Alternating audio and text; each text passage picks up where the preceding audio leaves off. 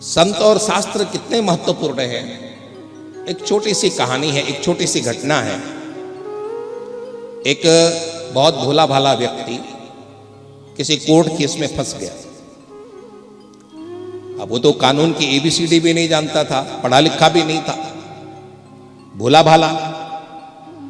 तो उसको किसी ने सलाह दी, उसको प्रेरणा मिली और उसने एक अच्छा सा वकील किया। बहुत समझदार, बहुत ही अच्छा वकील किया उसने।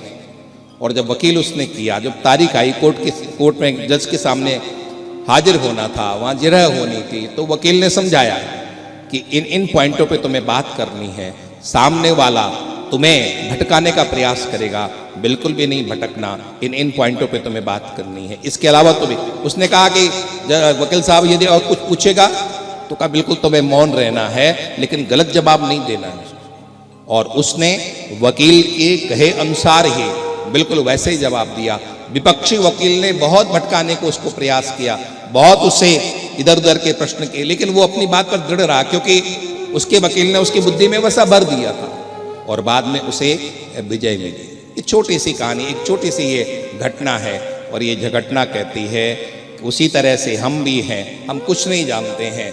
शास्त्र को जिन्होंने जाना है, शास्त्र को जिन्होंने समझा है, ऐसे महापुरुष के चरणों में जब हम बैठते हैं, ऐसे महापुरुषों के शब्द जब हमारी बुद्धि में बैठते हैं, हमारे अंदर भर जाते हैं, तो हम भी अपने इस जीवन का युद्ध, अपने इस जीवन का लड़ाई को हम भी जीत जाते हैं, हम भी विजय श्री प्राप्त करते। इसलिए कहा गया है, हमारे शास्त्र कहते हैं, यदि आपको अपना उद्धार करना है तो आपको सद्गुरु के पास जाना ही पड़ेगा, सद्गुरु की शरणागति आपको लेनी ही पड़ेगी। ये मन बड़ा विचित्र है।